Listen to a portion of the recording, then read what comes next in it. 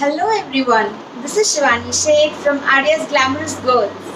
Now in my last video, we went through 10 important points, the overall points related to marriage. In this video, we are going to go through 10 important points which are related to makeup. So a bride to be should go through these 10 important points. The first point, the color of the outfit. Now, if the bride is having a fair complexion, of course, there is no question any color would look good. If you have a wheatish complexion, again, all colors would definitely go to your skin. The question arises when you have dark complexion. Now, I wouldn't say that all shades would not go according to your complexion, but you need right makeup for the same. So I would suggest that for the D function, for the main function, marriage function, you can go for darker shades like maroon or crimson red or yellow ochre or bottle green. Any dark shades, maroon or purple or violet. And you can try out the pastel shades or new shades for some other function. And definitely right style of makeup is a must when you are opting out for the pastel shade. Now the second point. Now if you have a very skinny face, then go for very delicate jewelry, especially when you are covering your forehead. That is when you are using a bandini. See to it that that particular piece is very delicate so that it doesn't cover your complete forehead. Now if you have a circular face cut or if you have a big forehead, then see to it that you take a big bandhani which has a broad strand, probably you have 2 to 3 strands which covers your forehead. So select the jewelry according to your face cut. Again, if you are skinny and if you have a very tiny face, then opt out for a small nose ring. Do not opt out for a very big nose ring. That would cover up your almost complete face.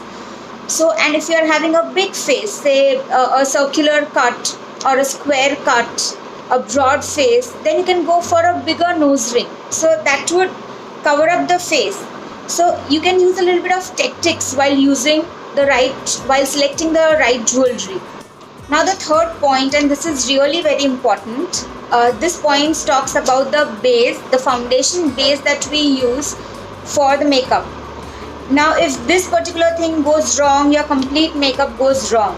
Now it's a myth that many of the people believe that the foundation that you use should be one shade lighter than your skin tone. That is not true. You should be using the foundation of the same skin tone to give a very natural and subtle look. If you know, there are many people coming up saying that please do not give a very artificial look. So that is because you are using the wrong skin tone. If the base is correct, the whole makeup automatically would be correct. So use the same skin tone foundation rather than going for 1 or 2 shades lighter. And if in case you want a little bit of more dramatic thing for your main function, you can go for 1 shade light, but not more than that. Okay, so now the fourth point. Now the fourth point talks about contouring. Now this is really very important. Now what is contouring? Contouring is basically, it's an illusion which we create with the help of makeup and the method that we use, by which if you have a chubby face, a round face or some typical face cut, by using the right colors we give an illusion and correct the face cut. We thinner the chubbiness of your face. Now if you have a skinny face, contouring is not required. So please inform your makeup artist. If in case you have a very skinny face, then ask your makeup artist not to go for contouring. If you have a chubby face, if you are healthy, then contouring is definitely required. So you need to keep all these things into mind. Now the fifth point talks about the latest trend. Now the latest trend in makeup is of going for a nude makeup. Now what is a nude makeup? Nude makeup suggests that we go for heavy eye makeup but the lip shade should be nude, that is any light shade, pastel shades or probably skin tone. Now if in case you are not comfortable, then it's better that for the main function you can go for a heavy makeup, that is with a heavier lip shade, the dark colors, and for some other functions, the side functions, you can go for the nude shade. So do not experiment on the D-Day. And the sixth point is about having smoky eyes. Yes, even that's in trend. Now smoky eyes, there are two types of smoky eyes. One is semi-smoky eyes and the other is full smoky eyes, complete smoky eyes. Now semi-smoky eyes can be done even for day makeup and even for evening makeup. And it would suit any of your outfit, whether you are having a pastel outfit or you are having any dark shades or you are having any Indian based outfit or Western based outfit. So semi smoky eyes would go for any of your wardrobe. Now when it comes to full smoky eyes, it can be done only for an evening wear, only for an evening function. And yes, it is more preferable that you go for full smoky eyes for some Western outfit. It would equally look good for traditional as well, but definitely for an evening function. Now the seventh point, and the seventh point is related to wearing your dupatta.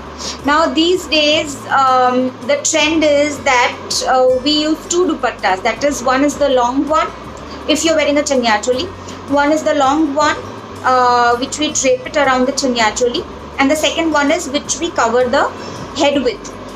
Even if you're going for sari, many of them they opt out the sari pallu, or many of them they opt out for another dupatta. So whatever the scene is, there are three ways in draping the dupatta over your head.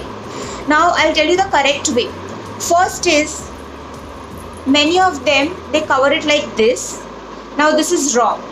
This actually hides your front hairstyle as well, which is meant to be seen.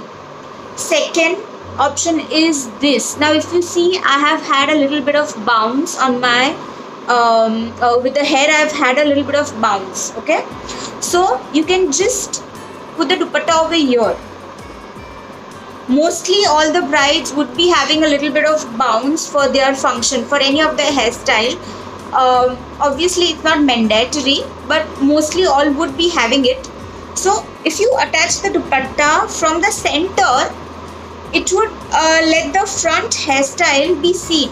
So that is the correct way to drape the dupatta over your head. Now the third way is, many of the brides choose to carry the dupatta from the bun. They attach the dupatta over here. Now it's not wrong, but the more preferable thing is that if you cover it from the center, then this particular the border of the dupatta gets covered up, and it can be seen from the front vision as well. So when pictures are taken, you would get this whole border, so it would enhance your look.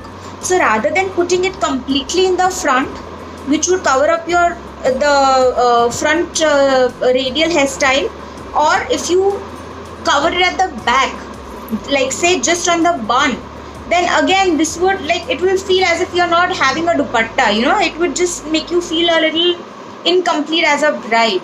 So this is of course a suggestion, your personal, it depends on your personal choice, but if you want to have a proper photograph, and if you want to go for a proper styling, then I feel the center draping is the perfect one. Now the eighth point. Now many a times it so happens that the makeup artist in the hassle and all, they forget to apply foundation on the neck area and on the back area. Now generally for all these functions we have heavy and fancy blouses wherein we have open backs. So it really looks bad when you have applied foundation to your face, but then you're not applying foundation to your neckline, you're not applying foundation to the back. So the difference is pretty evident, that this particular, you know, it creates, it doesn't merge the face and the neck and the back. So see to it that you do not skip out on applying foundation on the neck area as well as on the back area. If in case your makeup artist tends to forget because of the hassle that they are under at that particular time, then kindly remind them. Now the ninth point, and the ninth point is about the highlighter. Yes, do not forget your highlighter. It really gives a very glamorous look. It's a very short and sweet point, but very important one. And the 10th point talks about eyelashes, fake eyelashes. Now, if you have a natural good growth of your eyelashes, then fake eyelashes are not actually required, but then depends on the personal choice of the bride. No doubt, fake eyelashes would look very pretty on the bride, but I would say do not experiment on that particular day. If you are not comfortable with the eyelashes, or if you have not tried out wearing fake eyelashes before, then do not try it on that particular day, because when you wear fake eyelashes, it really gets very heavy on the eyes, so it might make you feel a little uncomfortable, and as such you would be under a lot of pressure, and many of the other things are going on your marriage day. So do not experiment on that particular day. I hope you liked all our 10 points. Thank you for watching. Kindly like, share and subscribe.